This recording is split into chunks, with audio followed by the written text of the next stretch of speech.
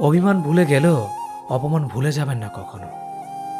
কারণ অভিমান ভুল থেকে হয়, কিন্তু অপমান বেইমানির থেকে হয়। পিছনে ফিরে তাকানো হলো আবেগ, সামনে এগিয়ে যাওয়া হচ্ছে বাস্তবতা। কারো সৌন্দর্যের প্রেমে পড়লে হয়তো তার থেকে বেটার পেলে ভুলে যাবে। কারো মায়ার প্রেমে পড়ে দেখো, ব্যক্তিত্বের প্রেমে পড়ে দেখো, আজীবন তার কাছে আটকে যাবে।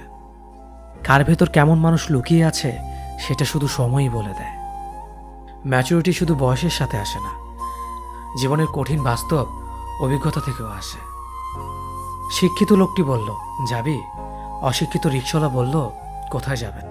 সব শিক্ষা বই থেকে আসে না। দূর থেকে তো সমস্ত সম্পর্কগুলোই মিষ্টি মনে হয়, কিন্তু কাছে গেলে বোঝা যায় অধিকাংশ সম্পর্কগুলোই বিষিয়ে গেছে।